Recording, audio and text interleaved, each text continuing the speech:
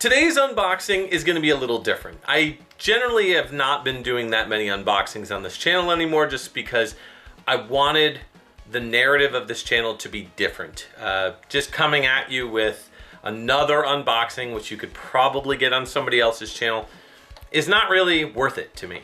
I'd rather you go somewhere else if you just want an unboxing. But no, today, what I want to do is not only unbox the latest game that I got in, but also talk a little bit about why I bought it, which I feel like a lot of people don't do when they do an unboxing. It's kind of just like, here's all the money that I spent, you know, but like, why? As a collector, why did I buy this? And what did I have to get rid of in order to get it? That's what we're going to talk about in today's video. So first, before we get into discussion about why I bought this, let's go ahead and unbox it. It came with a nifty case protector, which is, I don't know, okay. This is a really nice box, first off. It's not like your average Game Boy box, which has terrible cardboard that, gets damaged and dinged up over time. I don't know what it is about Game Boy boxes, but I see them in way worse condition than I see NES boxes, Super NES boxes. So I went ahead and pre-cut this so we can open it easier. Now, the plastic on this is pretty hefty. What I'm not a fan of is the fact that this sticker is covering the box, because I really like this sticker. I like what it shows as far as what you get in the game. Now, is there a way to open this without losing the plastic? Probably not. So I'm just going to remove it because it's already like there. And yeah, I gotta say, I think I prefer this back to this back. I don't know. What do you guys think? Curious. Anyways, so this game doesn't open like a normal game. It's a very hard back to it. It's not typical cardboard. It's got a nice magnetic flap, which I'll show you here. And when you open it, like, you can close it and it just snaps back into place, which is really nice. Okay, so first off, here's the inside. Avenging Spirit tells you what number. It's got the sprites of some of the characters that you can get along with your ghost. So mine is 1,277 of 5,500. Cool. Okay, here's the game. Now the game itself is printed on that retro bit cart style. I understand that they can't get the Game Boy logo on there, the Nintendo Game Boy logo, but that's my only major complaint about the cart in and of itself. What's cool about this, though, is it's glow in the dark, which is really cool. When am I going to play this in the complete dark? I don't know. I have no idea, but it's still really cool. On the back of the circuit board, you can see the ghost sprite, which is super cool. I like that. That's nice. The logo on here it's got a little bit of a foil look to it. Almost as if it's like lifted up a little bit. Like, it's nice. I like it. This is by the way, this is based on the original box art for the Japanese version, if I recall. The US box art just had a gangster on it. And I'll show a picture on the screen here. It was awful. It was terrible. It didn't really tell you what the game was about. All right, so now take this out, and now we can get access to the manual. On the inside of the box is, if I recall correctly, that's your girlfriend in the game, who it might be in the original ending. Basically, your character, I think, maybe dies.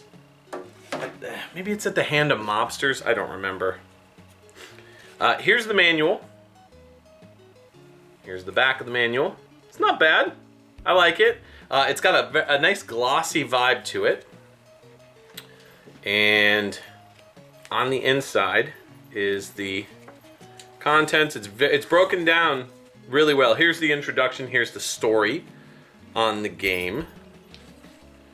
And the cool thing about these Retrobit re-releases is that they are based on the original Japanese games that didn't get something in the US. In the US version of the game. There you go. It's character sprites. So it's oh, and they give you the manual in Japanese as well, which is cool. I was wondering why the manual was so big. But yeah, there it is in Japanese as well. And so, yeah, there's even a notes section, which I like. Okay. So now let's get to the nitty-gritty details as to why I bought this. Because I owned Avenging Spirit on the Game Boy previously. I just had a loose copy of it. But I said, you know what? I'm going to look at this and look at buying these retro re-releases in a different light. Instead of me saying, okay, I'm going to buy up all of these, you know, they would just be way too expensive. I don't need all of them.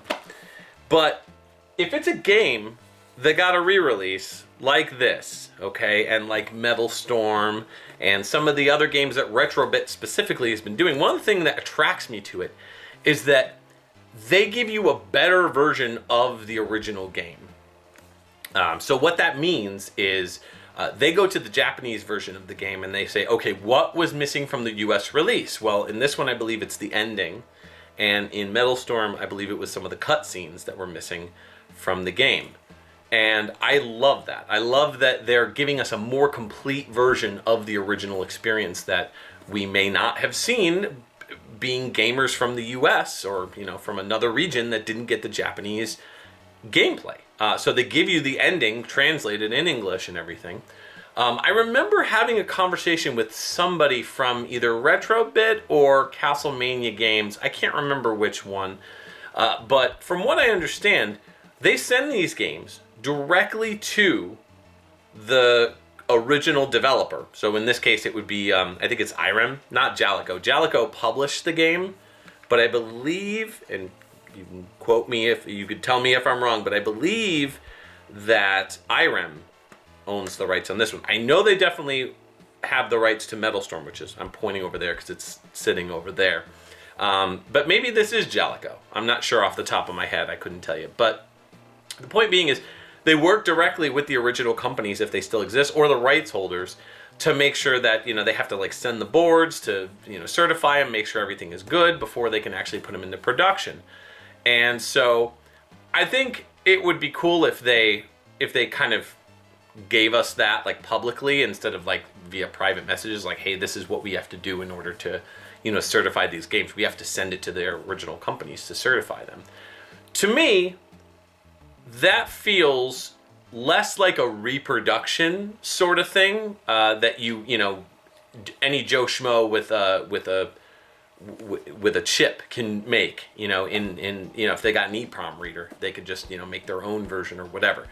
I feel like Retrobit, and I'm not trying to toot Retrobit's horn or anything. I'm not paid. I'm not a shill. I'm not paid by anybody to talk about this. This is just my own personal beliefs and thoughts about collecting.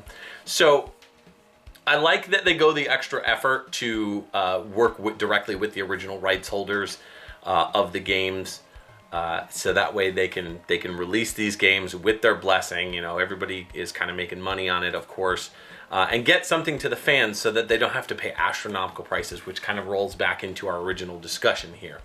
Why did I buy this?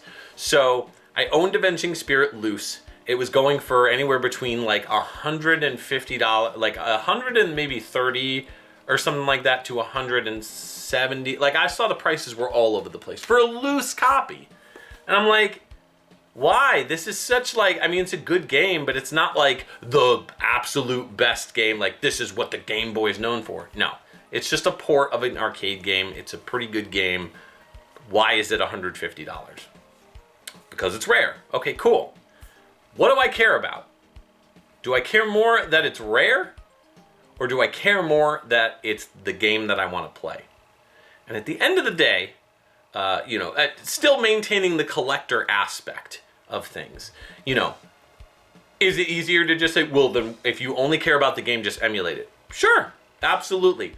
But I do like collecting things. I do like, getting games and, putting them on my shelf and taking them down, popping them in, playing them,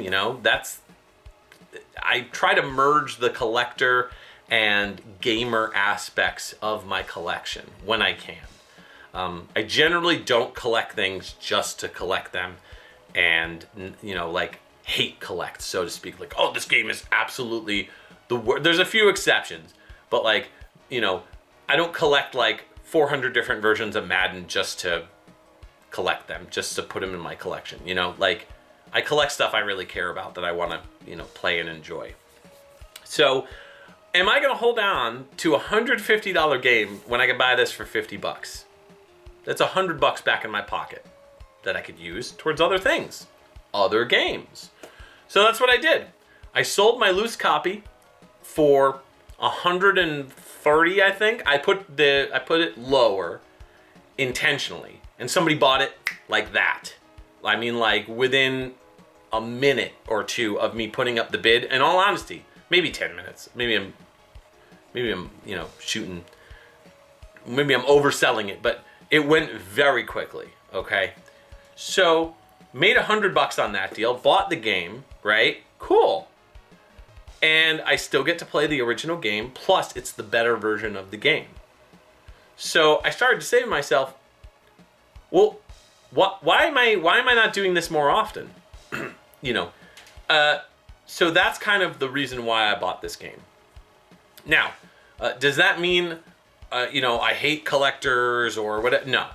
Does that mean that I'm anti, people who collect everything? No.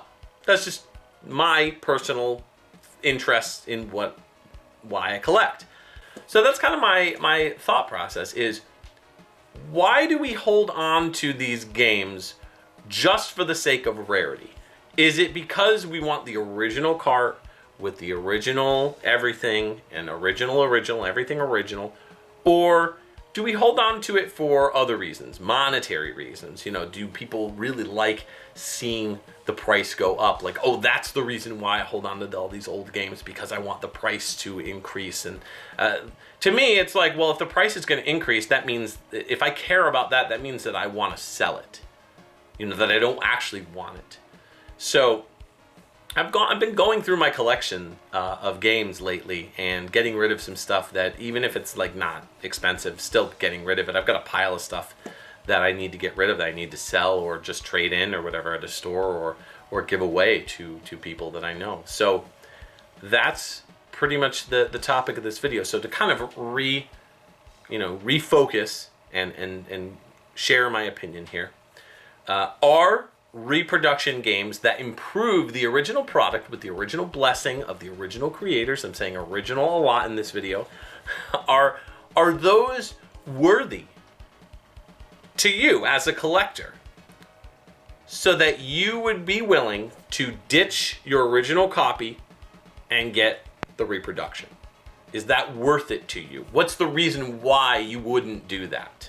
That's the question that I'm posing to you, the viewer, in today's video. So I hope you've enjoyed this incredibly long unboxing / rambling. Let me know what you think down in the comments below. Again, I don't do these videos that often, but this is something that I've been wanting to talk about for a while, and I figured I'd get your opinions. So let me know down below what you think, and as always, stay tuned for more stuff from the channel. I'm gonna go play this and enjoy it. So, peace.